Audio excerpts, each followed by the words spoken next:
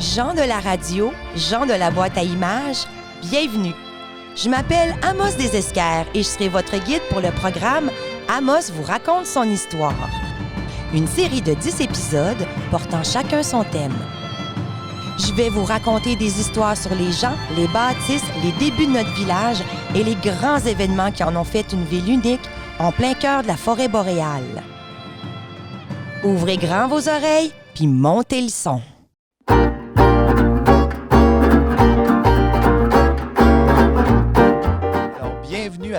Bienvenue à tous et à toutes à la maison, ceux qui nous écoutent.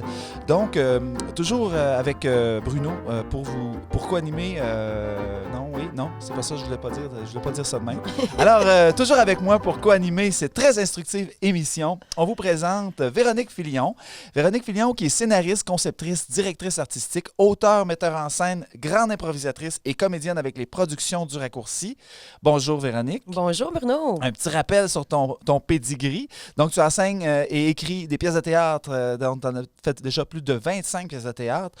Elle a conçu et réalisé plusieurs spectacles majeurs dont le circuit historique Amos et Val-d'Or vous raconte son histoire, ainsi que La folle Odyssée de Bernadette, et a interprété le rôle-titre. Elle joue naturellement dans ses spectacles qu'elle conçoit comme Cosmos, Cabaret Carte Blanche, Harlequin Colombine. Tu as été récipiendaire du prix du public en théâtre du Conseil de la culture à l'Abitibi-Témiscamingue en 2012 et tu as publié récemment ton premier roman graphique tiré d'une des pièces de théâtre que tu as écrites, Michel et le loup, une fiction sur la vie du célèbre Michel Pajot. Bonjour Véronique. Bonjour Bruno. Très contente de co-animer avec toi.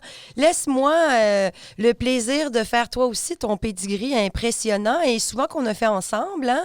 Donc, Bruno, producteur, concepteur, formateur de théâtre et d'improvisation, acteur et metteur en scène avec moi aux productions du Raccourci. Naturellement, les projets d'Amos et Val-d'Or vous racontent son histoire. On a fait ça ensemble. Sors de ta bulle, une belle pièce qui a fait la tournée régionale pour les personnes âgées, La folle Odyssée de Bernadette. Oui, Nuit blanche. Beaucoup travaillé dans le monde de l'improvisation, la Libaba, la Rirat, les Zucchini-Zizaniques à la Polyvalente, co-créé avec moi des beaux grands spectacles et aussi, on pourrait dire, partenaire dans la vie, oui. tout comme professionnel. Oui. Alors, ça me fait plaisir de co-animer ça avec toi. Et je suis très heureux d'être ton partenaire dans la vie aussi. Hey, notre invitée aujourd'hui, Geneviève Grenier. Alors, Geneviève, tu es directrice générale du dispensaire de la garde de la Corne, membre du conseil d'administration du Conseil de la culture de l'Abitibi-Témiscamingue en tant que représentante du patrimoine pendant plus de 12 ans, membre fondatrice du réseau muséal de l'Abitibi-Témiscamingue, membre du conseil d'administration de la Société d'histoire d'Amos pendant 2 ans, très impliquée dans le milieu touristique et patrimonial. Et par ta persévérance et ton implication, tu es parvenu à faire désigner le dispensaire en tant que lieu historique national au Canada en 2004, en vertu de la loi sur le patrimoine culturel du Québec et faire reconnaître la valeur du bâtiment, de la collection et de son fonds d'archives. Bravo et bienvenue. Merci. Bonjour à vous deux. Bonjour Geneviève. Bonjour. Écoute, puis en plus, je pense que tu as étudié en enseignement. Oui, j'ai étudié en enseignement. J'ai travaillé quelques années dans ce domaine avant d'être repêchée par l'équipe, le conseil d'administration à l'époque du dispensaire. Ça fait plus de 24 ans que je suis aux côtés de la grande équipe du dispensaire de la garde. Puis c'est ça, on fait notre possible pour faire reconnaître à sa juste valeur le travail des infirmières de colonie et le dispensaire. Moi, j'ai une petite question, juste comme ça, pour le point. Geneviève, toi, comme personne, qu'est-ce qui fait que tu as eu le goût de donner du temps au dispensaire de la garde? Tu n'es pas une ancienne infirmière. Qu'est-ce qui fait que Geneviève, ça l'intéresse, ça? Bien, en fait, moi, mes études étaient en enseignement au secondaire, mais aussi en histoire régionale. Et quand on a eu besoin de quelqu'un pour monter le concept d'interprétation, on a pensé à moi dû à ma très grande implication dans tous les milieux municipaux. Okay. Moi, je suis native de Landrienne, bien entendu, mais j'ai travaillé beaucoup au sein d'organismes dans ce milieu-là. J'ai travaillé beaucoup au sein de différents organismes de la région pour promouvoir la culture et le patrimoine parce que moi, j'aime ça, les vieilles affaires. J'aime ça, le patrimoine. J'aime ça, ce que ça nous inspire. Puis j'aime le fait que ça nous mène à quelque part parce qu'on connaît d'où on vient. Oui. Alors, c'est un peu ça. C'est mon cheminement. Puis quand on a pensé à moi pour l'exposition du dispensaire, ben j'ai été conquise par cette idée-là et ce projet-là. Et puis, j'ai mis mes énergies là-dedans, puis j'ai consacré les 24 dernières années de ma vie à faire ressortir ça grand gagnant. Là.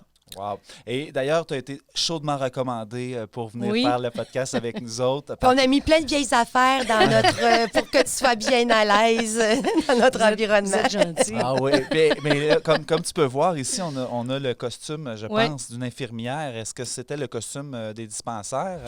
Ben, en fait, c'est pour bien reconnaître l'image d'une infirmière, c'est l'image qu'on utilise, puis même encore aujourd'hui. Hein, aujourd'hui, c'est les sarraux dans le milieu hospitalier.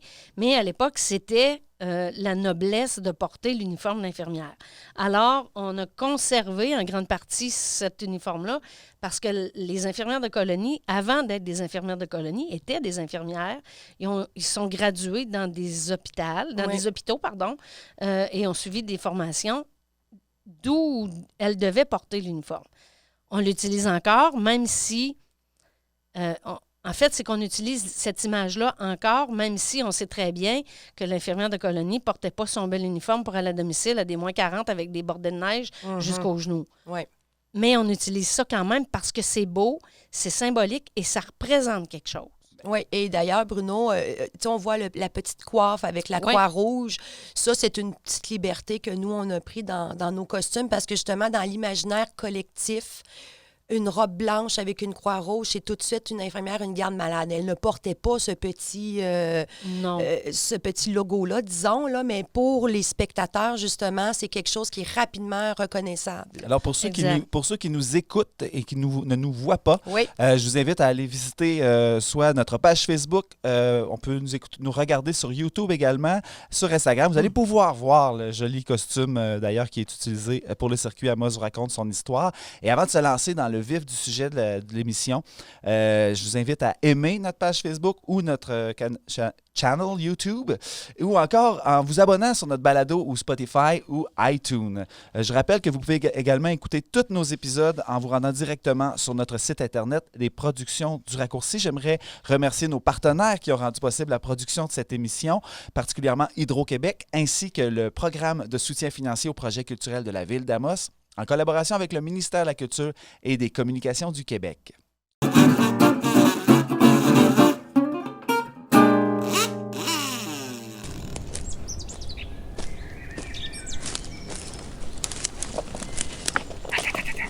Tu vois, mon gars, ces petites pattes-là, là, c'est des traces de lièvre. Ceux-là, là, c'est des traces de renard. Ceux-là...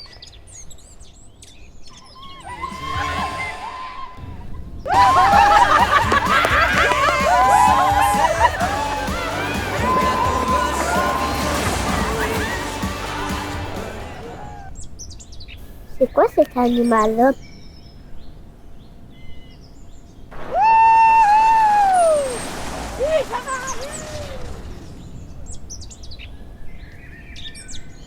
Là, mon gars, il était vraiment comme ça dans le milieu de la rue, puis là, il y avait personne, puis ici, il était pas capable de s'organiser.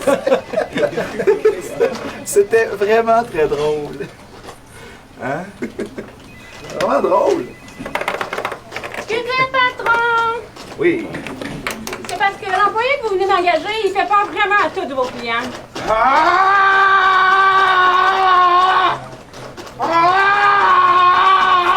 C'est parce qu'on a des machines qui font 100 copies minute, capitaine. C'est monsieur, capitaine! En tout cas, lui, au moins, il travaille. C'est pas comme d'autres. C'est parce que je t'en pose, moi, là?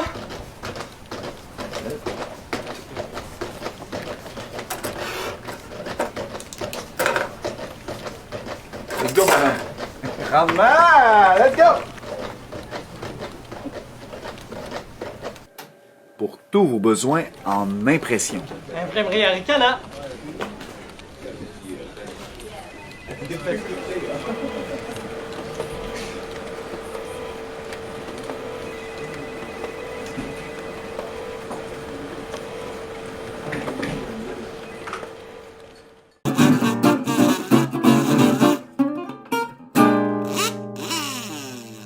Tuberculose, coqueluche, scorbut, picote, septicémie, choléra. Ça vous dit quelque chose? Ce sont des maladies associées à l'ancien temps. À l'époque de la colonisation, les maux étaient nombreux et les remèdes aussi. C'est de cette époque qu'est née l'expression « des recettes de grand-mère ». Cette méthode d'essai et d'erreur était commune dans le temps. On se transmettait des recettes qui avaient fait leurs preuves, comme par exemple manger des cerises pour la goutte, de l'avoine pour les bobos de peau, le cataclasme d'oignon pour une sinusite. Faut dire, Bruno, qu'à l'époque, la médecine est quand même encore à ses balbutiements. La médecine moderne est commencée, mais il y a beaucoup de choses encore qu'on ne sait pas. Et au début du siècle, l'accès aux soins, c'est difficile. Même dans les villes, c'est pas si facile de se rendre à l'hôpital. Alors, imaginez en pleine colonie. Au tout début du défrichement à Amos, il y avait parfois un genre d'infirmier de camp où il pouvait avoir un gars de la compagnie, là, mettons, qui savait ramancher un os, refermer une plaie, faire une suture, mais c'était des ressources limitées et limitantes. Oui, effectivement, le premier docteur officiel de la région, c'est André Biguet, arrivé en 1914. Donc, pendant 4 ans, il a été le seul médecin à soulager toutes les misères sur le vaste territoire. Beau temps, mauvais temps et en tout temps, en fait, le docteur soigne les Blancs comme les Amérindiens, qu'il aime bien d'ailleurs. Homme ouvert d'esprit, la médecine algonquine l'intéressait vraiment. Le docteur, lui, qui se déplaçait en bateau, en draisine, sur le chemin de fer, à cheval, dans les endroits les plus reculés, était vraiment plus qu'à temps plein. On a une photo très célèbre, d'ailleurs, du docteur André Biguet sur la draisine, le petit pompeux, comme on appelait. Donc, ils utilisaient une espèce de petite machine à levier pour utiliser le trajet du chemin de fer pour pouvoir justement aller dans les campagnes. André Biguet va aussi ouvrir une pharmacie sur la rue Autier qui va passer au feu. Alors, il va construire une nouvelle pharmacie au coin de la 1er avenue qui va aussi passer au feu. Le docteur Biguet a une carrière très impressionnante. Il va avoir été, entre autres, secrétaire municipal, officier médical pour le Canadien national, un des 2 coronaires du district de l'Abitibi. Il va siéger aussi à titre de président de la Société médicale de l'Abitibi. En 1930, il va devenir l'un des premiers médecins à œuvrer à l'hôpital Sainte-Thérèse d'Avila avec le docteur Dion. Il va occuper la fonction d'anesthésiste. C'est un homme de terrain qui a vraiment consacré sa carrière, sa vie, à offrir des soins de santé à la population qui était quand même disséminée sur un très vaste territoire. Docteur André Biguet, en reconnaissance de ses services, va être décoré lors de la visite royale canadienne du monarque George VI, qui était le roi du Canada en 1939. Donc, Docteur Biguet a été décoré pour l'ensemble de son œuvre et son dévouement. Et d'ailleurs, le docteur Biguet, il était tout seul, lui, ou il y avait une femme? Bien, il avait une femme, Geneviève, qui a tenu très longtemps la pharmacie. J'ai lu aussi qu'elle concoctait certains petits remèdes. J'ai lu aussi que Geneviève avait... parfois, il y avait des patients qui se présentaient à la maison et le docteur était parti pour de nombreuses heures. Donc, elle s'occupait de ces patients-là. C'était une femme douce, généreuse, très impliquée. Le docteur Biguet aussi, il avait un frère aussi, je crois, dans le milieu de la santé. C'était vraiment une famille... c'était très important pour eux. On a eu la chance quand même depuis 10 ans, à travers les spectacles d'Amos raconte son histoire, d'avoir la famille Biguet plusieurs fois parmi nous, en fait toutes les années, ni plus ni moins, plus d'une fois même par spectacle. Donc c'est Claude Biguet et sa femme Hélène là, qui viennent nous voir régulièrement et qui nous supportent d'ailleurs, et on les salue. Et leurs enfants, alors sont vraiment engagés pour que l'histoire soit racontée et sont d'ailleurs toujours résidents de l'Abitibi-Témiscamingue et très impliqués dans leur plusieurs docteurs en Abitibi, mais vraiment le premier, c'était le docteur André Biguet et il a pratiqué la médecine très, très, très, très longtemps. Donc, dès les premières années, le docteur Biguet et le curé du domaine font des démarches pour faire venir une communauté religieuse hospitalière. En 1918, éclate une terrible épidémie, la grippe espagnole. Faisant des milliers de morts au Québec, ce fléau terrasse la population. Les Sœurs de la Charité font un travail extraordinaire lors de cette pandémie et leur réputation au pays se raffermit sur les soins de santé. À Amos, la population réclame les Sœurs de la Charité. Bien, c'est qu'à l'époque, il y a seulement qu'un hôpital. Il est à Ville-Marie au Témiscamingue. Alors, c'est pratiquement impossible pour les Amossois de se rendre là-bas. Je veux dire, le temps que tu te rends, tu risquais d'être mort en chemin. Donc, oui, le curé, le docteur faisait vraiment des démarches, des pressions pour avoir une communauté, mais c'est seulement en 1930 que la communauté des Sœurs Grises va s'installer à Amos. Donc, c'est Sœur Normand qui était la mère supérieure et 7 de ses consoeurs qui vont faire construire l'hôpital qui était situé en face de l'église, mais de l'autre bord de la rivière, donc sur la rive ouest. Aujourd'hui, c'est la bâtisse de briques brunes qui est au pied de notre hôpital, là, qui est en briques jaunes. Donc, aujourd'hui, c'est ce qu'on appelle le Centre Normand, justement en hommage à Sœur Normand. Et si je ne m'abuse, il y a des belles photos à l'intérieur de l'hôpital d'époque. J'ai jamais rentré dans la bâtisse, puis je marche souvent devant grâce à la passerelle piétonnière. Puis je me dis que j'aimerais ça rentrer là-dedans. Il doit y avoir des beaux souvenirs de cachets quelque part. Donc, les sœurs ne sont pas encore installées en Abitibi. Donc, c'est les docteurs, les hommes principalement qui s'occupent de la médecine et bon, les religieuses un peu partout là, qui commencent à s'installer. Mais suite à la Grande Guerre, c'est-à-dire pas la Grande Guerre, la Grande Dépression de 1929, le gouvernement décide de se mêler de la santé. Oui, je te dirais qu'en fait... oui, à l'époque, c'était beaucoup les hommes qui étaient docteurs, qui sortaient des grandes écoles de médecine. Et les religieuses avaient aussi le mandat de s'occuper tous ceux dont personne ne voulait s'occuper. Parce qu'à l'époque, un médecin pouvait un petit peu choisir sa clientèle, pouvait décider de pratiquer dans telle ville ou avec une certaine classe sociale. Et puis, les religieuses, en fait, s'occupaient de ceux dont, disons, qui étaient moins populaires, les démunis, les pauvres, les infirmes, ceux qui avaient des problèmes de santé mentale. Suite à la Grande Dépression, il y a vraiment, je pense, un revirement au niveau de la santé parce que là, il y a vraiment le gouvernement qui décide de faire un plan plus concret. C'est qu'on est en Grande Dépression partout au pays. C'est la pauvreté, c'est le chômage et dans les villes, il y a trop de monde, il n'y a pas de job. Donc, le gouvernement prend des mesures pour envoyer les gens des grandes villes en Abitibi, en colonie. Mais qui dit j'envoie du monde, j'envoie aussi du monde qui risque d'être malade. Oui, et des gens qui n'étaient pas toujours aptes à tenir une terre ou... non, exactement. Tu pouvais être un horloger, puis là, on t'envoyait à Rochebeaucourt partir une terre avec ta famille. Oui, il y avait beaucoup de blessures. Donc, c'est donc là, à ce moment-là, qu'on met sur pied le système de garde de colonie. C'est bien ça?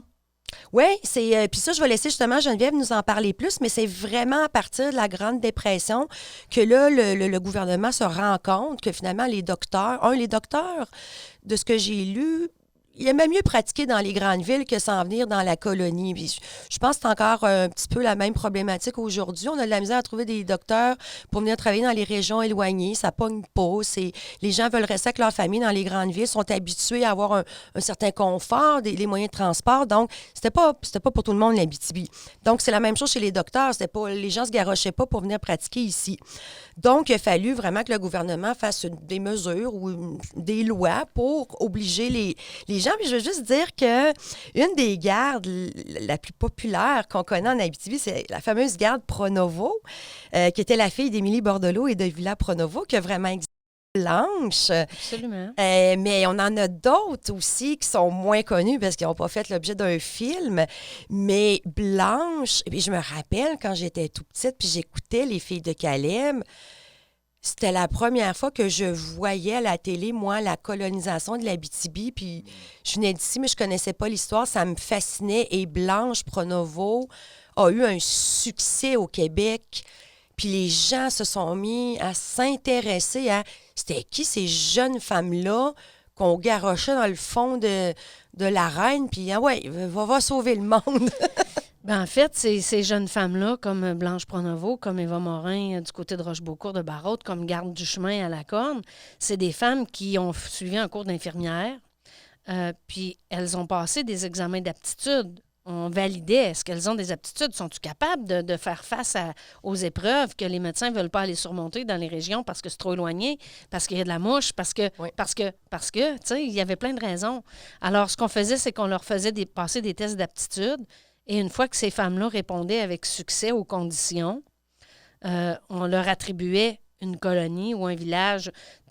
En fait, c'est qu'on les envoyait dans une contrée abitibienne ou ailleurs. Tu sais, il y a eu 174 dispensaires au Québec, près de la moitié en Abitibi. Et on les installait partout où on pouvait, où il y avait un village, pour donner des soins.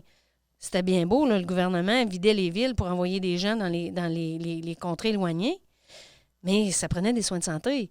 Parce que, tu l'as très bien dit, là, les gens de la ville venaient souvent avec des maladies ou avec autre chose, la promiscuité des lieux, les intempéries. Tu sais, les gens qui arrivaient ici en plein mois de janvier avec 4 pieds de neige, avec des petits 4 vitesses d'un pied, des petites chaussures Sur les villes propres. Ouais. Oui. Bien, ils faisaient face à un paquet de problèmes de santé. Alors, étant donné que les médecins ne voulaient pas venir pour un paquet de raisons qu'on a énumérées, on a fait appel à ces femmes-là qui se sont installées dans un bâtiment qu'on appelait des dispensaires. Elles étaient infirmières. Elles étaient infirmières. OK. À la base, il fallait qu'elles soient infirmières. OK. Une fois qu'elles étaient infirmières, on leur passe. Tu sais, c'est un peu comme aujourd'hui, là, dans l'entreprise privée, on affiche des postes. Bon, ben, il y a un poste de directeur qui se libère. Ben, à l'époque, dans le réseau de la santé, si on peut dire ça comme ça, le ministère de la Santé puis le ministère de la Colonisation affichaient des postes d'infirmières de colonie, mais ils ne disaient pas pour où nécessairement. Et une fois que l'infirmière était sélectionnée, on lui faisait passer le test d'aptitude. Quand elle réussissait, on lui attribuait une colonie. Alors, c'est pour ça qu'ils sont venus parmi nous un nombre impressionnant de femmes, là, 300 quelque chose, 300 et quelques femmes qui sont venues remplir, je parle partout au Québec, là, mais qui sont venues combler des postes d'infirmières de colonie au sein des populations. On les installait dans un bâtiment, on leur fournissait le logis qu'il fallait qu'ils payent le loyer, là, bien entendu. Puis qu'ils chauffent eux-mêmes. Puis qu'ils chauffent eux-mêmes. Puis on les installait là. Alors, tu sais, ces femmes-là avaient une formation d'infirmière, mais aussi pour apprendre l'obstétrique, la dentisterie, l'optométrie. Il fallait quand même qu'elles soient débrouillardes puis qu'elles l'apprennent d'une autre façon. Mais alors, tu parles de formation, justement. Si tu prends la formation de l'infirmière de colonie et celle du... Est-ce que, grosso modo, ça ressemblait? Est-ce que l'infirmière était, au bout du compte, aussi compétente que celui qui avait sa formation en médecine? En fait, là, je ne m'attirerais pas les fougues de la profession de médecin, mais pour faire une histoire courte, c'est que ces femmes-là ont appris beaucoup sur le tas et ont appris dans des livres, l'encyclopédie de la santé, les différents bouquins d'accompagnement. Il y avait quand même un médecin hygiéniste qu'on appelait à l'époque qui était une référence. Des fois, les femmes étaient un peu moins à l'écoute ou savaient un peu moins. Elles consultaient les médecins qui étaient là, en fait, leurs médecins référents. Mais les médecins ils étaient formés pour être des médecins. Les femmes avaient été formées pour être des infirmières. Puis on ne parle pas d'infirmiers de colonie, on parle juste d'infirmières de colonie. Donc, des femmes qui ont cru au professionnalisme qu'elles avaient et aux compétences qu'elles avaient pour venir en aide à des gens, des égaux, mais avec les moyens du bord. Ben justement, à quel genre de situation elles pouvaient faire face, les infirmières? Là, dans tous les extrêmes, j'imagine, mais il y a des choses pour lesquelles ils n'étaient pas nécessairement formés. Donc, qu'est-ce qui était le plus fréquent qu'on retrouvait? Je vais prendre l'exemple de Garde du Chemin à la Corne. Okay. Gertrude Duchemin a mis presque 3000 bébés au monde dans sa carrière. Hein, on parle d'une carrière de 1936 jusqu'à 76, mais 80, mettons. Là. Ouais. Il y avait, toutes les femmes accouchaient à la maison à l'époque et il y avait des familles nombreuses. C'était un gros... Ça arrivait souvent, les accouchements. C'était comme ça. Puis, tu sais, c'est surtout ce qu'elle faisait. Elle faisait beaucoup de prévention dans les écoles. Puis, elle avait une autre responsabilité, c'était d'accompagner les femmes à l'accouchement, mais les soins pré- et post-natal. Ensuite, c'était travailler dans les champs, aller voir les hommes quand ils étaient dans leurs champs, pour l'agriculture, à la mine. C'était beaucoup de travail sur le terrain également. C'était beaucoup de grippe, beaucoup... Tu sais, c'était des pharmaciennes, là. Elles fournissaient, c'était nos infirmières praticiennes d'aujourd'hui. Alors, elles faisaient de tout avec rien ou pratiquement pas. Puis, elles prescrivaient des médicaments, elles posaient des diagnostics.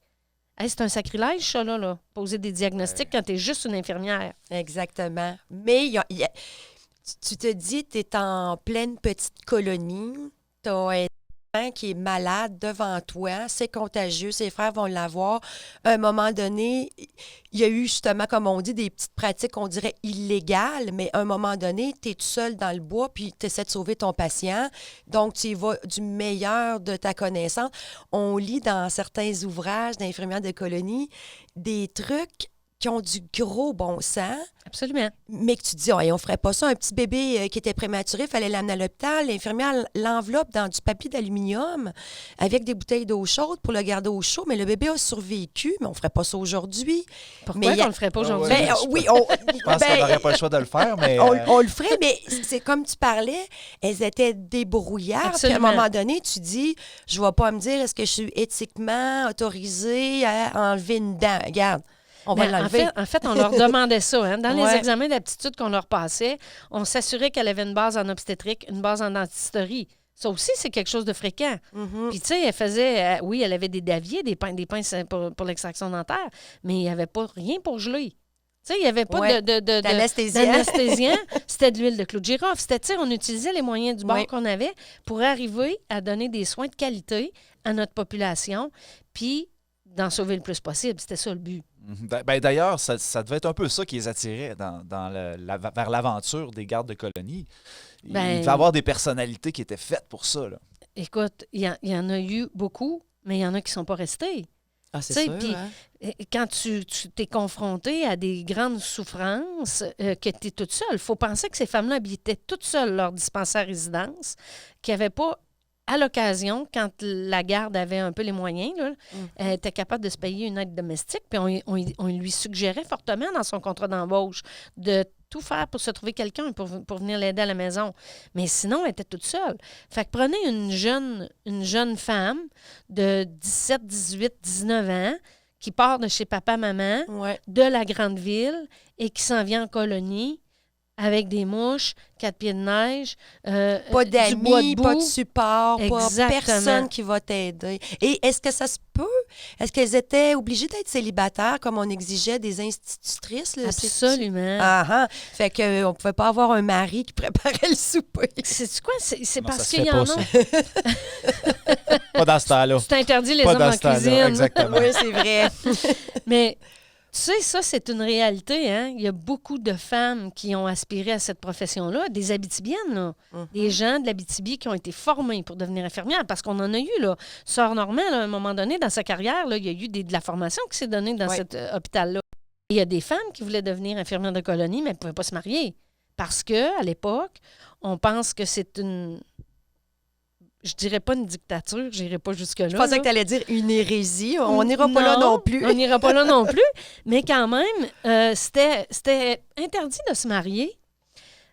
Pourquoi vous pensez? Bien, moi, je pense que à l'époque, quand tu te mariais, tu devais un petit peu dévouer le 3/4 de ton temps à ton mari. Donc, il t'en reste plus pour tes malades. Et tes enfants. Parce tes que enfants. La religion catholique disait, si t'es marié, tu dois enfanter. Alors, imagine. Puis, on s'entend-tu qu'enfanter, on les connaît, là, les familles de nos grands-parents. Moi, ma grand-mère a eu 17 enfants, là. Fait que, tu sais, à un moment donné, une 17, l'autre 12, à un moment donné, c'était un après l'autre. Fait que quand tu te dis, tu es obligé d'avoir des enfants, le gouvernement dit non, on ne prend pas cette chance-là. Ben non. Donc, on va leur dire, vous n'avez pas le droit de vous marier. Il y en a qui l'ont fait. Et il y a des femmes qui sont restées, professionnellement parlant, une infirmière de colonie, mais elles ont toujours gardé leur nom de fille. Je vous dis, c'est grave, ça. Fait que certaines avaient un mari caché dans un garde-robe à quelque part. Pour remettre dans le contexte, là, on peut s'imaginer un peu comme c'était, sauf que la religion était partout. Avant 1950-60, avant la Révolution tranquille, la religion était partout. C'était quasiment une entente implicite ou non, ou même tacite avec le gouvernement. Et qui plus est, en colonie, on veut qu'elle grossisse vite. Fait qu'il y a une double promotion de grosses familles. Mais je pense que c'est correct parce que on s'est assuré d'avoir des femmes qui sont occupées, qui ont été dévouées à leur communauté. Je dis pas que c'était parfait parce qu'il n'y a rien de parfait, mais je pense que ça a permis justement que des femmes soient là puis soient fidèles à leur population. Il y en a très peu qui ont ouvert et fermé un dispensaire. Il y a juste Garde du chemin qui a ouvert et qui a fermé le même dispensaire puis qui est en poste tout le temps. C'est incroyable. Elle ne s'est pas mariée. Peux-tu me parler un peu plus de Garde du chemin? Tu sais, sa personnalité, quel genre de femme c'était? C'était une femme de caractère. À l'origine, là, elle voulait être institutrice. Elle a fait des études pour être institutrice. Ça y plaisait pas. Elle est retournée aux études. Hey, on parle des années 30. Ouais. Elle est retournée pour devenir infirmière. Son frère Georges, qui était agent de colonisation, où? À Amos. Bon, Cam. Fait que c'est lui qui a Hein? dit viens donc ici, Viens ma donc, sœur. viens donc. Donc, elle s'est inscrite aux examens. Elle a été reçue avec succès et une mention spéciale honorifique parce que elle avait fait ses devoirs, là. Elle s'était vraiment plongée dans le rôle, à savoir ce qu'elle aurait à faire puis comment elle le ferait. C'est une femme d'un très grand caractère. Elle performait, puis elle voulait se perfectionner, là. Les bouquins pour elle, là. Tu sais, quand tu es toute seule chez toi, à part ton thé puis jouer à ta patience, qu'est-ce que tu fais? Ben, tu lis. Tu fais des travaux manuels, mais tu lis extrêmement. Elle, ses livres de chevet, c'était ça, les encyclopédies médicales et tout ça. Fait qu'elle se perfectionnait, avait des besoins particuliers, elle demandait à des confrères, des consoeurs, des confrères qui étaient, parce qu'elle avait des amis dans les villes. Fait que souvent, elle complétait sa formation personnelle par ça. C'est une femme qui était dévouée à sa population. Tu peux pas rester si longtemps dans une communauté si tu n'es pas dévoué à ça. Puis elle avait du caractère, là. C'est drôle, hein? C'est de même que je les imagine toutes. Je me dis, ces femmes-là devaient avoir du caractère, de la persévérance, un front de bœuf, comme on aurait pu le dire, parce que, comme tu disais, c'était jeune. Oui. Tu commençais pas infirmière de colonie à 40 ans, là, après. Donc, tu étais jeune, tu avais des gens à convaincre. Tu sais, quand tu parles de faire la promotion de l'hygiène, se laver les mains, ce serait important de faire ça. Il fallait que tu convainques, puis tu te battes contre l'ignorance aussi de certaines pratiques. Hey, moi, je les imagine vraiment comme des super-héroïnes, là. C'était, je pense, des femmes un petit peu plus grandes que nature, on pourrait dire. Absolument, ouais, absolument. Hein? On ne peut pas comparer. Puis on a toujours l'impression, quand on les voit ou quand on lit sur elles, que c'est des super-women, puis qu'elles étaient toujours à quelque part pour nous donner un coup de main, pour venir à la rescousse de tout le monde, que ce soit au champ, que ce soit dans une rencontre, que ce soit à l'église. Tu sais, puis le clergé est là, est présent, là. Puis il faut qu'elles aient un front de bœuf pour être capables de dire au clergé, « Oh, attendez une minute, vous là. » Oui. Tu sais, d'être capable de dire, de mettre son point, puis de dire, non, on ne peut pas faire ça comme ça pour le bien-être de ces femmes-là, de ces hommes-là. Alors, ça prend vraiment beaucoup de caractère. Oui, on parle juste, par exemple, justement, aux accouchements. Tu sais, on sait qu'il y a eu le curé qui disait qu'il faut que la femme fasse des enfants, puis des fois, le docteur ou l'infirmière disait, bien, le corps de cette femme-là ne peut plus faire d'enfants. Et ça, c'était une confrontation de tout le jour. Là. Il fallait que tu tiennes ton bout, comme on dit. C'est ça. Hein? C'était des femmes fortes. On va revenir justement sur l'interprétation de l'autrice, l'auteur de théâtre que tu es, quelle couleur que tu as donnée à tes personnages, justement. Mais avant, tout à l'heure, tu disais que Garde du chemin, là, elle a été vraiment de l'ouverture à la fermeture du dispensaire de la Corne. Oui. OK. Puis là, tout à l'heure, tu nous as parlé là, que le gouvernement... ça a été cité comme lieu historique. Qu'est-ce que ça crée, ça, comme situation? En fait, c'est que le gouvernement fédéral, en 2004, a dit le bâtiment, son histoire a une importance capitale dans l'histoire des femmes et des soins de santé au Québec, au Canada, partout, d'un océan à l'autre. Et on doit s'assurer de le promouvoir. Alors, le gouvernement fédéral a fait ça, a donné sa désignation en tant que lieu historique national pour démontrer l'importance de ce bijou-là, parce que, disons-le comme ça, là, c'est un bâtiment unique, gardé dans son authenticité, pas eu de transformation majeure, avec plein d'éléments en fait, tout le matériel, là, les artefacts, la collection appartenait à Garde du chemin. Il y a très peu d'éléments qui proviennent d'ailleurs. Le gouvernement québécois, quant à lui, a procédé à son classement au niveau du fonds au niveau du patrimoine culturel du Québec. Et c'est tout récent, là. On parle de à peine un an qu'il a déposé l'avis de classement, puis il a été classé cette année officiellement pour classer le bâtiment, qui est un joyau puis qui a été préservé dans son authenticité, la collection, qui est préservé et qui est présenté au public, et puis le fonds d'archives. Le fonds d'archives, en collaboration avec la Société d'histoire, qui, eux, ont le fonds d'archives et ont la responsabilité de le garder avec ce que ça comporte là, d'éléments. Ben, bravo. Ben, bravo. merci. Puis, Merci. dans le fond, c'est accessible, ça, ce lieu-là, Absolument. présentement.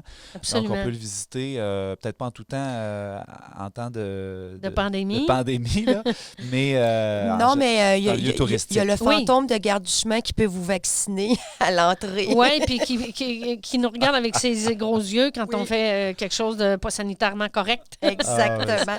Mais c'est drôle parce que Bruno, en lisant justement sur les grippes espagnoles ou le typhus, les anciennes pandémies, c'est là qu'on se rend compte qu'il y a des trucs de base, Oui. des hygiènes de base qu'il faut Préserver. jamais oublier. Hein?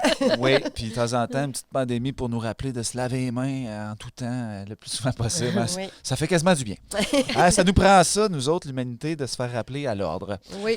On va poursuivre dans quelques instants sur la création de la scène de la santé d'Amos vous raconte son histoire. Juste avant, si on veut en savoir plus, on a évidemment le livre du 100e de la ville d'Amos qui est disponible à la Société d'histoire, là, qui est vraiment qui a une grosse portion sur le patrimoine de la santé médicale et aussi religieux. Et d'ailleurs, la petite gazette qui est écrite aussi par la gang de la Société d'histoire, qui ont des thématiques, ils ont vraiment des beaux documents sur les sœurs Grey. C'est là que moi, j'ai pris mes informations sur le dispensaire de garde, sur André Biguet, le premier docteur. Donc, les petites gazettes directement à la Société d'histoire, c'est des petits bijoux, vraiment. Et je pense que sur le site Internet, tu peux en commander Exactement. également. Aussi, Véronique, tu as trouvé un livre, un ouvrage sur les infirmières de colonie, soins et médicalisation dans la région du Québec par Nicole Rousseau et Joanne Daigle de la presse de l'Université Laval. Donc, un ouvrage de 500 pages spécifique là-dessus. Ça a l'air vraiment... Avec des belles photos Ouais. d'infirmières, Absolument. justement, de l'Abitibi. C'est le fun, ça. Madame Rousseau, les deux, en fait, Oui. là, on travaillait à l'élaboration du projet là, dans les début des années 90. La garde est décédée en 90, là, puis rapidement, on a mis sur pied un comité. De 92 à 96, à peu près, là, ces OK. femmes-là ont donné leur appui au projet, puis ont donné des conseils, puis des trucs, là. Parce que c'est ouais. Ah oui, Ah, c'est wow. des connaissantes dans ce domaine-là. C'est ça. Puis moi, j'ai le sentiment un peu qu'on connaît pas suffisamment ce sujet-là. Tu sais. D'ailleurs, tu as aussi trouvé sur le site Encyclobec, un très bon site de référence sur l'histoire du Québec, donc il en parle entre autres là-dedans. Mhm. Puis ceux-là qui sont plus romans, évidemment, Les filles de Caleb, Blanche, Le cri de Loi Blanche d'Arlette Cousture, chez Québec Amérique, ça a sorti en 86, mais c'est toujours d'actualité parce que c'est un très bon roman. Je pense que les gens de ma génération l'ont tous lu ou Oui. presque. Évidemment, tu peux l'écouter aussi en mini-série Blanche, réalisée par Charles Binamé, qui est sorti en 1993. Est-ce que vous aviez d'autres suggestions, lectures ou informatives qu'on pourrait sur lesquelles on pouvait s'abreuver? Avant l'émission, je suis allée sur le site web du dispensaire de la garde et puis on ne peut pas cliquer pour avoir, mettons, toute l'information, mais on voit les sujets qui vont être traités, les artefacts. C'est un très beau site qui donne vraiment le goût d'aller faire une visite. Alors, Oui. allez le voir. Fait que, dans le fond, c'est votre devoir de vous informer. Exact. Merci beaucoup, Geneviève. Tu restes avec nous. Dans quelques instants, les dessous de la création de la scène d'Amos raconte son histoire, la scène de la santé, et un peu d'anecdotes qui va avec ça. On va aller voir ce qui se passe sous le sarrau. À tout de suite.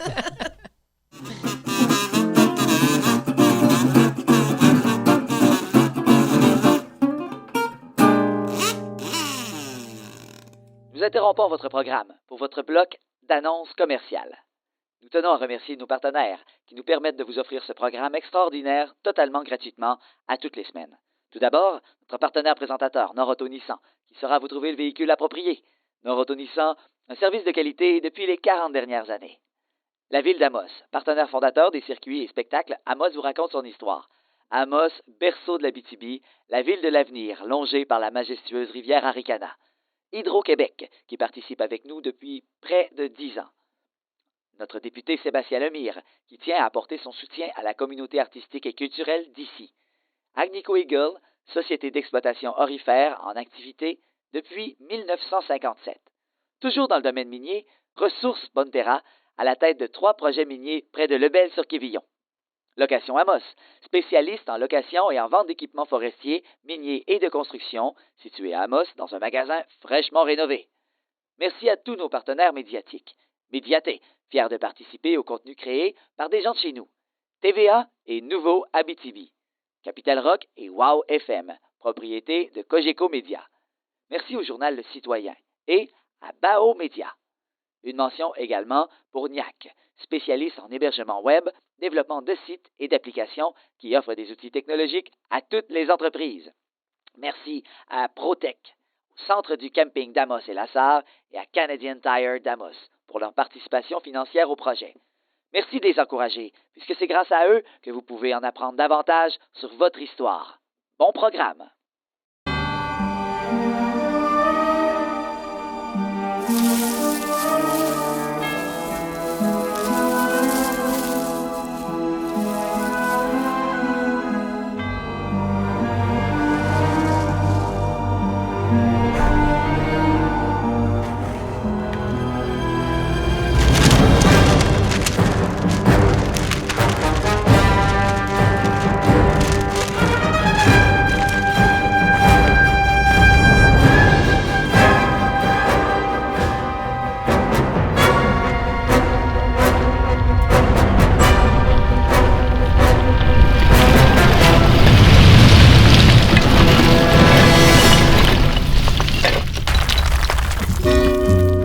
Problème de dossier? Inquiétez-vous pas, j'en ai vu d'autres. Café? Laissez nos experts prendre soin de votre entreprise.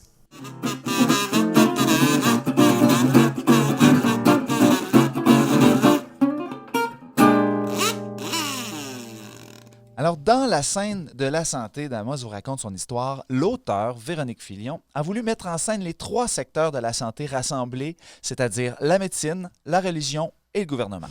Un trio qui peut être redoutablement efficace s'il ne se dispute pas le patient. Effectivement. Moi, dans la scène, je voulais vraiment marquer une opposition entre la religion et la science. Le curé du domaine et Sœur Normand sont donc 2 personnages religieux. Alors, pour eux, c'est pas tant le corps que l'âme qu'il faut sauver à tout prix, quitte à laisser partir le corps. L'important, c'est l'âme. Et le rôle des religieuses, c'était pas de faire des opérations ou de guérir, c'était de soulager, c'était d'accompagner dans la souffrance le patient. Oui, si on pouvait le guérir, tant mieux, mais c'était pas l'objectif nécessairement suprême. Puis, notre curé du domaine, lui, il a besoin de gens en santé pour développer sa colonie. Fait qu'il est un petit peu tiraillé entre la science et la religion, on pourrait dire. Donc, il veut sauver les âmes de ses paroissiens, mais il faudrait quand même qu'il y ait des corps forts et travaillants. Oui, et d'ailleurs, la médecine se développe sur les faits scientifiques alors que la religion se développe sur un système de croyances. Donc, il y a une opposition qu'on a voulu mettre en évidence dans la scène. Oui, exactement. Il y a comme un moment dans la scène où j'ai voulu illustrer cette espèce de dichotomie, cette opposition. Il y a un moment donné, le curé et la religieuse disent « Il faut avoir la foi ». Ou les mains propres. Ce que réplique le docteur et l'infirmière. Parce qu'à l'époque, il faut dire qu'il y a beaucoup de monde qui mourait de septicémie, c'est-à-dire l'empoisonnement du sang, c'est-à-dire finalement le médecin avait les mains sales, il venait d'enlever la dent de quelqu'un, puis s'en allait accoucher la madame, puis après ça, il repartait ramasser l'os de l'autre. Fait que dans le fond, les gens mouraient juste parce qu'ils ne se lavaient pas les mains. Et c'est drôle parce que quand on fait cette scène-là, il faut avoir la foi ou les mains propres. Ceux qui arrivent, c'est tous ceux qui sont dans le domaine de la santé. Dans le public, c'est eux autres qui arrivent. Aujourd'hui, oui. c'est une évidence, évidemment, de se laver les mains. Mais oui. Mais encore, comme on disait tantôt, il y a encore des fois plusieurs qui ont de la difficulté avec le geste là, qui peut sauver des vies. Mais bon, on n'est pas tous médecins, mais Non, mais tout le monde peut se laver les mains, c'est à la portée de tous, je vous le dis. Voilà. Mais là, c'est pas la seule opposition que tu as voulu mettre dans la scène, d'ailleurs. Puis vraiment, tu comprends très bien, souvent même au niveau de la mise en scène, qu'il y a chaque personnage est opposé d'une certaine façon. Oui, parce qu'il y a 4 personnages. Donc, il y a 2 hommes, il y a 2 femmes. Et j'ai voulu mettre aussi l'opposition homme-femme. Et donc, il y a aussi 2 religieux et 2 personnes du monde de la santé. Donc, il y a tout le temps dans ma scène des oppositions. Je l'ai un peu travaillé, oui, pour montrer qu'est-ce qu'il faisait à l'époque comme charge de travail, mais aussi de voir que Un a sa secrétaire ou sa femme, l'autre a une congrégation. Ouais. Moi, je gère un hôpital. Ouais, mais moi, je suis toute seule dans ma maison. Il y a une espèce de... Pas de guéguerre à savoir c'est qui le plus grand sauveur, mais il reste qu'il y a ça, puis ils n'ont pas tous les mêmes employeurs. Il y en a que c'est Dieu, puis d'autres, c'est le gouvernement. C'est pas le même genre de boss. Donc, on en parlait tantôt avec Geneviève. Les femmes, à l'époque, n'avaient pas le droit de suivre le cours de médecine. Ils ne pouvaient juste pas être acceptés à l'école. Donc, ils pouvaient se rabattre finalement sur les soins infirmiers. Tu sais, à l'époque, le rôle des femmes, le rôle des hommes était très déterminé et tout le monde savait comment agir selon le sexe qu'on avait. Donc, la médecine, c'était vraiment un domaine masculin qui était réservé aux hommes. Et on a vu aussi, dans l'époque de la colonisation, c'est tranquillement la fin justement des soins à la maison. C'est même la fin des accouchements faits par les sages-femmes ou les infirmières. À un moment donné, c'est devenu le domaine des hommes et on accouchait à l'hôpital et non plus à la maison. Il y avait toute la question aussi de pudeur. Hein? On ne faisait pas les examens généraux de la même façon avec une patiente féminine qu'avec un patient masculin. Tout ça, on gardait la jaquette puis... on écoutait le stéthoscope par-dessus. Toujours est-il qu'être docteur, c'était quand même noble, c'était classe, c'était bien vu, c'était quelque chose dont les familles pouvaient se vanter. Oui. Hein? J'avais un fils curé et t'as un docteur. Là, t'avais réussi Ou ta un famille. avocat ou un notaire. Exactement. Puis, par contre, mais du côté femme, qu'est-ce qu'on pouvait faire? Parce qu'à partir des années 20, les femmes ont eu accès à des études supérieures. Pas tous, là, vraiment pas toutes, mais celles qui voulaient devenir médecin, ça se pouvait? Ça se pouvait, ça, dans les années 20? Dans les années 20? 30? Oh, mon Dieu, non. Non. Non. Puis, en fait, c'est Je que suis très naïf comme Blanche question. Pronovo est un bon exemple de Oui. ça, hein, parce qu'elle voulait devenir médecin, puis c'était refusé. Puis, elle est allée à Villebois pratiquer comme infirmière de colonie. Puis, quand elle est partie, ben qu'est-ce qu'elle a fait, au bout du compte? C'est qu'elle a fini par faire des études en médecine. Oui. Mais sinon, on se perfectionnait comme on pouvait. Puis, tu sais, il y avait des institutrices, il y avait des infirmières, il y avait des infirmières de colonie, c'était des aides domestiques. C'était ça, le travail de la femme. Hein? C'est ça, il n'y avait pas ben de secteur. Puis, Non. C'était une chasse gardée quasiment masculine. Mais ça a quand même changé rapidement parce que je sais qu'une des filles du docteur André Biguet est devenue elle-même docteur, une chirurgienne assez réputée. Donc, il y a quand même eu justement une ouverture après ça pour intégrer les femmes. Mais j'ai l'impression aussi, puis tu me corrigeras, Geneviève, il y avait une misogynie. Moi, je pense que les hommes pensaient sérieusement qu'une femme ne pouvait pas opérer ou ne serait pas capable d'avoir du sang-froid devant le sang, n'avait pas les aptitudes, les skills pour devenir un médecin. C'était vraiment... Il fallait des qualités d'homme. Je me trompe?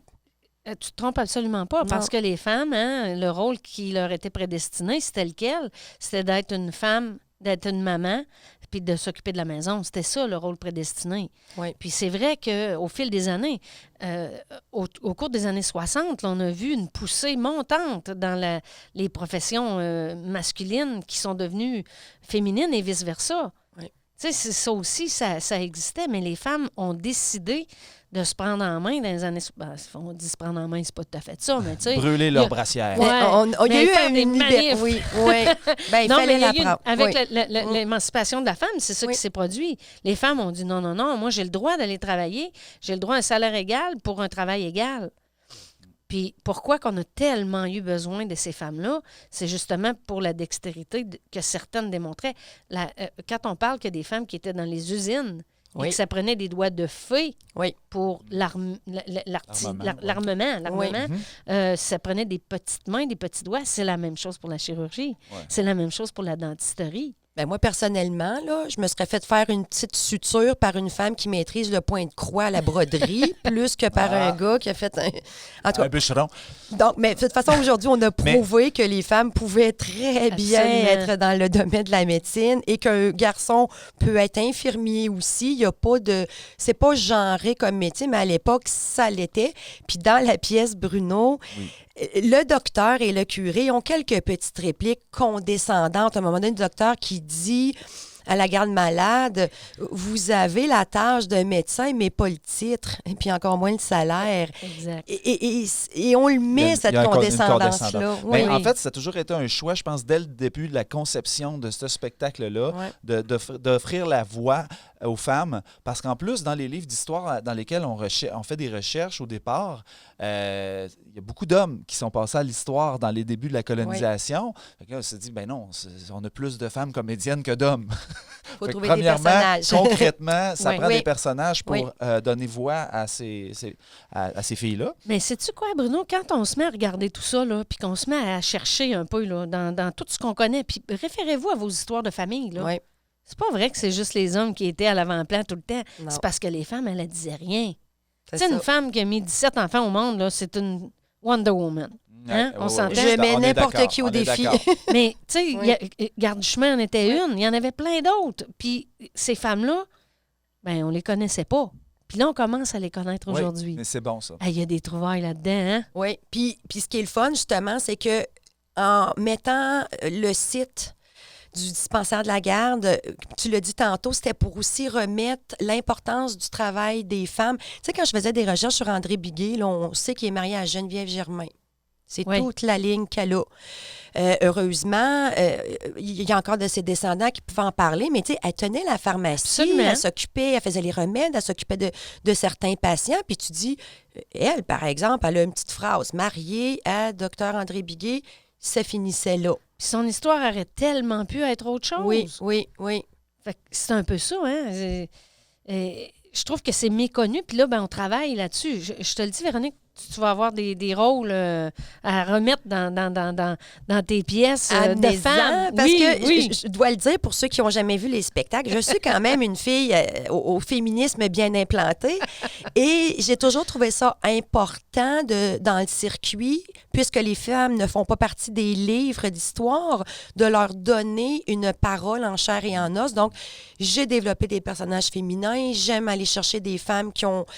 Il n'y avait pas tous des forts caractères, mais je pense que tout le monde à la colonie, peu importe que tu travailles au bureau, tout ça, donc ils avaient vraiment leur importance. Puis moi, je trouve ça super important de donner des très bons rôles aux femmes dans mes spectacles. Ben, on met en valeur le patrimoine humain. Puis, oui, et c'est pas parce qu'il n'est pas dans les livres qu'il n'était pas là. Exactement. Exactement. Donc, écoutez, on va avoir l'occasion de l'entendre, cette scène-là, dans quelques instants. Voir, comme tu parlais, des petites oppositions, des petites chicanes, qui est souvent couronnée par le côté paternaliste du curé, qui devait être le papa de la paroisse, de chacune des paroisses à cette époque-là. Donc, cette courte scène, donc, ça nous présente un peu l'état des diverses instances impliquées dans la santé, le gouvernement, les religieuses, la médecine, et le machisme qui teinte les professions. Donc, écoute, on a vraiment plongé aujourd'hui dans tout ce sujet-là. Est-ce que, Véronique, voulais-tu nous présenter un peu les personnages de la scène? Oui, puis j'ai une petite anecdote pour les costumes, hein, parce que justement, on doit partir de photos. Donc, on en a parlé au début. La robe blanche et la petite capeline et la petite coiffe de l'infirmière n'étaient pas nécessairement représentatifs. Tu sais, quand ils traversaient des ruisseaux, puis la boîte, puis je m'en allais dans un fond de village, elle ne mettait pas sa robe blanche. Ça, c'est sûr. Et les sœurs hospitalières, leur vrai nom, c'est les sœurs de la charité. Mais on les appelle les sœurs grises. Et puis, quand on fait des recherches historiques, nos photos sont en noir et blanc. Donc, on a l'impression que tout le monde est habillé en gris. Oui. Et donc, nous, on pensait que si on les appelait les sœurs grises, c'est bien parce que leur robe de religieuse était grise. Pas du tout, elle est brune. Alors, on a fait le saut dans nos recherches et on s'est demandé, oui, mais comment ça qu'on les appelle les sœurs grises si leur robe est brune? Alors, leur surnom provient quand même d'un temps très antérieur à la photographie. Dans les tout débuts là, de la Nouvelle-France, donc, on a Marguerite Diouville qui avait fondé justement les Sœurs de la Charité et s'était donné comme mission de s'occuper de tous les laissés-pour-compte de la société. Donc, tous ceux dont personne ne voulait s'occuper. Là, on parle des filles-mères, des handicapés, des insensés, les gens en perdition, les ivrognes. Et les gens, la population accusait ces religieuses-là de prendre un coup avec eux autres, de se griser. Donc, on les appelait les sœurs grises. finalement, c'est un joli nom pour dire les sœurs alcooliques. Et le surnom leur est resté. Et quand on fait des recherches... Ouais. C'est les Sœurs Grises de Montréal. Elles ont un site. Elles ont adopté le nom. Oui, c'est ça. Et puis, OK, anecdote. Ce costume-là, là, franchement, il est pas beau, OK? Il n'y a pas une belle coupe. La coiffe est affreuse. Elle fait une petite pointe. Puis c'est drôle parce que à chaque année, quand on dit quelle comédienne va à la Sœur Grise, c'est jamais « Ouais, c'est toujours c'est moi qui ai le costume le plus laid. » C'est une pas une punition. Non, c'est l'initiation, en fait, des nouvelles comédiennes. Souvent, on met la nouvelle là-dedans, puis on dit ça passe l'été dans ce costume-là, elle sera des nôtres. Oui, puis après, si elle ne chiale pas en plus, on l'engage pour les 10 prochaines années. Mais avec sa robe. Oui. Pour tous les autres rôles, on sait qu'elle va faire l'affaire. Oui, alors c'est un costume difficile à porter, beaucoup de morceaux, puis encore là, on l'a théâtralement mis plus simple. Donc, Sœur Normand est un personnage qui a beaucoup changé au cours des années, mais dans l'extrait que vous allez entendre, Sœur Normand est interprétée par la comédienne Joanne Forêt. On a Garde du chemin qui est interprétée par Christina Gingras. Notre bon docteur Biguet est joué depuis plusieurs étés par Pierre Deshaies. On dit toujours notre bon docteur Biguet. Pourquoi qu'on... Tu penses que c'est Pierre ou... Non, parce que quand tu vois des photos de ce monsieur-là, là, tu le vois tout de suite qu'il était bon, ça paraît. Puis la photo de Geneviève, la seule que j'ai vue, là, ça paraît que c'était une femme douce et généreuse. En une photo, en tout cas, moi, comme autrice, j'essaie de cerner un peu la personnalité juste avec ce qu'on dégage. Puis, il y a une photo, je l'appelle le bon vieux Dr. Biguet. Il ressemble au Père Noël en fin de vie, mais ça, c'est le grand-père que tout le monde veut. Et on a le curé... Oui. Voyons, le curé du domaine. Benoît Saint-Pierre, oui, qui est venu... Ça, c'est pas le curé Saint-Pierre, là. On pourrait confondre. Non, il fait aussi l'entrée du paradis, mais pour cette journée-là, Benoît est venu faire le rôle du curé. Alors, ce sont nos 4 comédiens. Et c'est aussi une scène pour ceux qui ont vu le circuit historique théâtral. Amos vous raconte son histoire depuis les débuts. En fait, on l'a fait différemment, dans différents lieux. Il y a une année qu'on a fait... les 4 premières années, on était sur le bord de la rivière. On voyait le centre normand en face. Le premier hôpital, oui. C'était magique. Là. Puis là, écoutez, pour des raisons de durée, on a raccourci un peu le kilométrage. Puis on l'a situé maintenant depuis quelques années, justement après notre scène de la Grande Dépression, parce que c'est, comme on dit au départ, c'est ce qui a amené la création cancer de garde. Fait que c'est une des conséquences, entre autres, en Abitibi, de la Grande Dépression. Et on parle pas beaucoup de la santé à travers le circuit, parce que ce qu'on veut aussi avec le circuit, Amos vous raconte, c'est extraire ce qui est unique à la ville d'Amos, alors que la santé, écoutez, ça a été généralisé. Un peu partout pareil, mais ce qui était unique ici, ça a été vraiment les dispensaires de colonies. Exactement. C'est notre petite touche encore là qui fait qu'on se démarque ici en Abitibi. Alors, dans une mise en lecture théâtrale, écoutons la scène de la santé tirée du circuit historique théâtral. Amos vous raconte son histoire.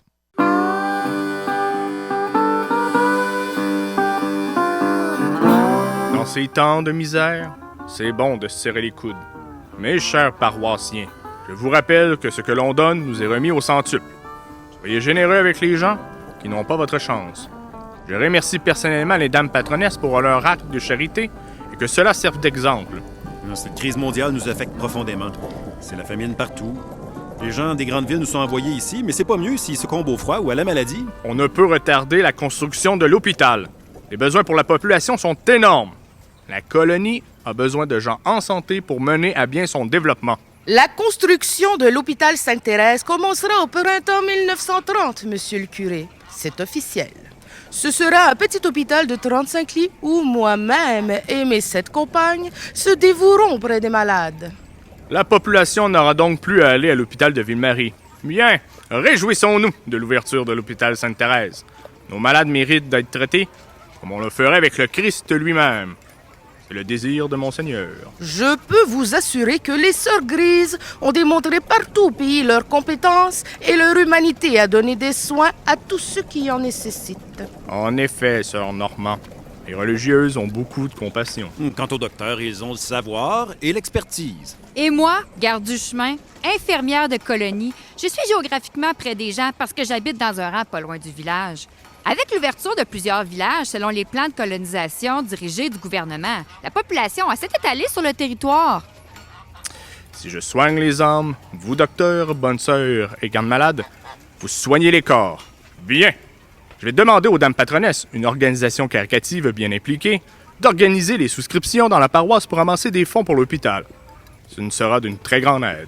Merci. La journée d'une hospitalière commence à 5 heures pour ne se terminer qu'à 21 heures. 3 de ces 16 heures sont consacrées à la prière, 9 aux soins des malades. Et ce, 7 jours sur 7, toute l'année durant. Nous avons construit un impressionnant réseau d'hôpitaux, plus d'une centaine au Québec. On trouve des hospitalières au chevet des malades, à la fabrication de médicaments, à l'accueil, à la cuisine, à la buanderie. Nous faisons l'administration et la gestion des hôpitaux. Mais si un fermier ne peut pas se rendre à l'hôpital à Amos parce que c'est trop loin, puis quand le docteur n'est pas disponible et que ça urge, c'est qui qu'on va voir? Même moi, parfois, j'arrive trop tard. Il faut avoir la foi! Ou les mains propres. Hey, je dois me débrouiller souvent avec les moyens du bord, mais j'ai du sang-froid, un excellent jugement clinique, de la dextérité ainsi qu'une bonne dose de créativité. Je suis disponible 24 heures sur 24, 7 jours sur 7. Je prodigue des soins, je fais des accouchements et des suivis, je fais de la prévention dans les écoles sur les maladies infectieuses et j'enseigne des notions élémentaires d'hygiène aux jeunes. Je fais des diagnostics, je prescris des médicaments, je fais des petites chirurgies et des extractions dentaires. Et à l'occasion, je suis même vétérinaire. Vous avez la tâche d'un médecin, mais pas le titre. Hey, je travaille dans des conditions rudes et parfois insupportables. C'est pourquoi les médecins refusent de s'installer en campagne. Docteur, vous avez votre femme puis votre secrétaire. Et vous, Sœur Normand, vous avez votre congrégation pour vous soutenir. Mais moi, je dois me débrouiller seule. Quand je m'absente plusieurs heures pour répondre à l'appel d'un malade ou faire un accouchement en plein mois de janvier, le poêle, là, il a le temps de s'éteindre. C'est ordinaire de rentrer toute seule dans une maison glaciale et de se faire à manger. Nous travaillons selon la volonté de Dieu. Et moi, du gouvernement. Oh! Ménagez-vous, mes filles. C'est une tâche surhumaine qui épuise rapidement. Viateur, venez par ici. Puisque les dispensaires et les sœurs grises prendront une partie de ma clientèle, j'aimerais bien être le premier médecin anesthésiste de ce nouvel hôpital. Entrez. Allez-vous être capable de combiner ce nouveau poste en plus des autres? En plus d'être notre docteur et pharmacien, vous êtes officier médical du Canadien national et remplissez les fonctions de coroner du district de l'Abitibi. Ouais, mais vous savez, monsieur le curé, lorsqu'on est payé en patates, en navets, en poulet, on travaille jamais assez pour nourrir sa famille. Veuillez m'excuser, mais on m'attend pour une séance dramatique. Sœur Normand, est-ce que vous et vos consoeurs êtes installés convenablement à l'école? Nous avons fait installer des moustiquaires au-dessus des lits pour rendre votre séjour plus agréable. Merci, monsieur le curé. Ma congrégation est au service des pauvres et des démunis. Nous n'exigeons pas de vivre dans le confort. Enfin, sœur Normand, je vous assure, en Abitibi, un moustiquaire, c'est pas un luxe. Sur ce, je dois aller faire ma tournée.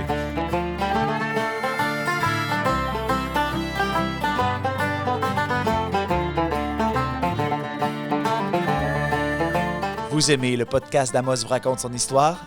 Visitez nos attraits touristiques d'Amos Arikana, le Vieux Palais d'Amos, la Maison Hector Routier, le Centre d'archives d'Amos, le dispensaire de la Garde à la Corne et de même que le Musée de la Poste et de la boutique de Forge de Saint-Marc. Et ils sont tous ouverts pour vous durant tout l'été. Nous espérons de tout cœur que vous appréciez cette performance enregistrée du podcast. Si vous souhaitez supporter les productions du Raccourci, un organisme sans but lucratif multidisciplinaire artistique de l'Abitibi-Témiscamingue, vous pouvez le faire en faisant un don au lien disponible dans le descriptif du podcast. paypal.me/raccourci. Alors, oui, je ris encore des blagues du docteur Piguet.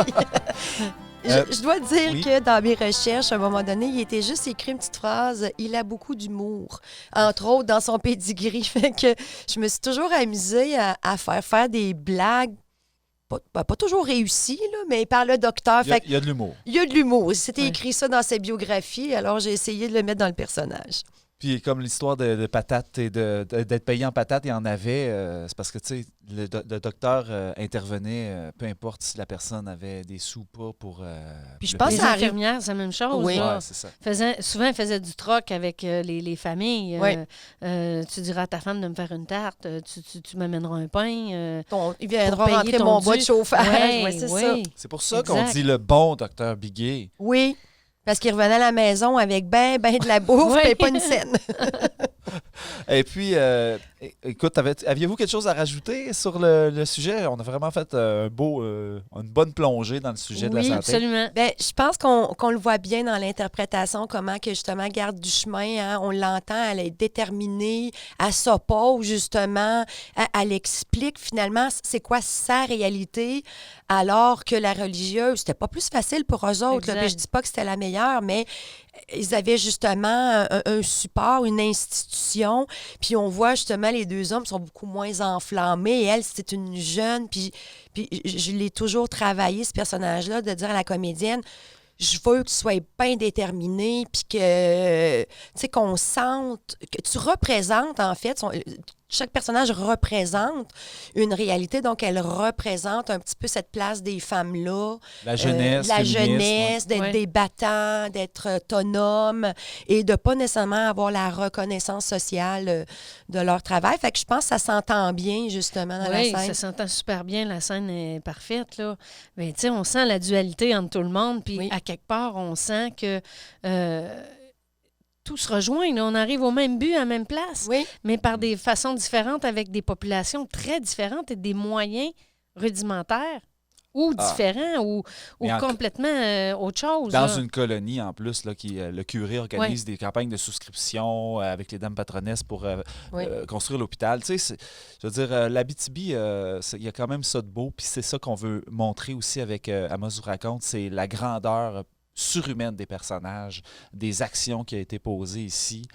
Donc, je pense que c'est encore une belle démonstration dans cette scène-là. En fait, Amos vous raconte démontre de facto que la grandeur de nos personnages, parce que c'est nos personnages qui nous habitent, démontre la grandeur, puis toute cette amplitude-là qu'a pris, puis que le développement des colonies, le développement rural a pris. Et puis, c'est des personnages plus grands que nature qui nous habitent du début à la fin, puis qu'on vienne de n'importe où sur le territoire. Parce qu'on a tous vécu, à quelque part, des choses similaires. Tu sais, qu'on ait été à Sainte-Gertrude, à Sainte-Germaine, à Sainte-Terre, à Rochebeaucourt, la Morandière, Champ-Neuf, Landrienne, Saint-Marc. Peu importe où tu as été, tu as vécu quelque chose comme ça.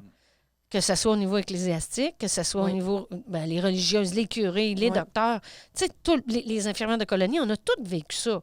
Fait que je me dis, c'est juste de rendre à César ce qui appartient à César. C'est des personnages plus grands que nature qu'il faut honorer et être fier de ces personnages-là. Amos vous raconte fait ça.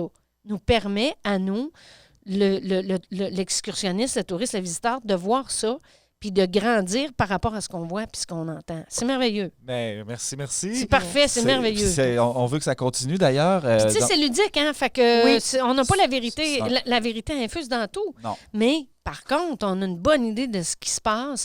Puis, tu sais, il faut prendre ça pour ce que c'est aussi. C'est un jeu. Oui. Puis c'est pour donner le goût de dire, si tu veux, c'est mettre l'eau à la bouche sur plein de thèmes. Donc, justement, là c'est aujourd'hui, on est dans le thème de la santé. Puis justement, on veut en savoir plus. Bruno a parlé de livres, de séries, d'aller directement visiter le dispensaire de la garde, où vous allez aller beaucoup plus loin dans les informations. Moi, je résume, puis on va tirer les grandes lignes, mais c'est pour teaser les gens à dire, si ça t'intéresse, là, il y a des endroits, il y a des trucs qui se font pour aller plus loin. Absolument. Tu parlais que c'était ta façon d'avoir découvert l'Abitibi à l'époque. Ben, toi, tu viens d'ici, là. Oui, mais... Blanche Pronovo, c'était comme une incursion dans la colonisation de l'Abitibi. Ben, pour moi, qui ne viens pas de l'Abitibi, Amos vous raconte son histoire. C'est parfait c'est un cours accéléré, ludique de l'histoire abitibienne. Et que le mot colon devienne une fierté et non une insulte. Absolument. Absolument. Ça, c'est... quand les enfants viennent en visite, là, que ce soit chez nous ou ailleurs, dans un autre centre historique ou patrimonial, puis qu'on dit c'est la vie des colons.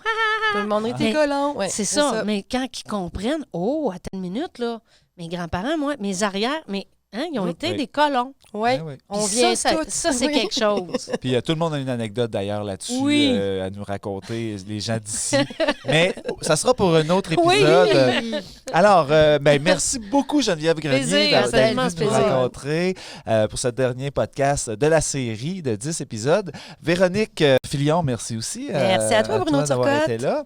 Donc, j'aimerais remercier tous ceux qui nous ont écoutés ou regardés. Donc, j'aimerais également remercier Dire merci donc pour le programme de soutien financier au projet culturel de la Ville d'Amos en collaboration avec le ministère de la Culture et des Communications du Québec. Merci à Hydro-Québec, à la Société d'histoire d'Amos, Médiaté, Radio Boréal, l'équipe de Beaujeu Film pour leur judicieux conseil. Merci aux comédiens du circuit historique théâtral Amos vous raconte son histoire, à toute l'équipe des productions du Raccourci et merci à notre invitée Geneviève Grenier. Plaisir immense. Je vous invite à aimer et partager notre épisode et notre page Facebook, YouTube, Instagram ou encore à vous abonner à notre balado sur Spotify et iTunes. Rappelez-vous que vous pouvez écouter tous nos épisodes en vous rendant directement sur le site internet productionduraccourci.com ou amosvousraconte.com. À la prochaine et merci. Bonne santé à tous.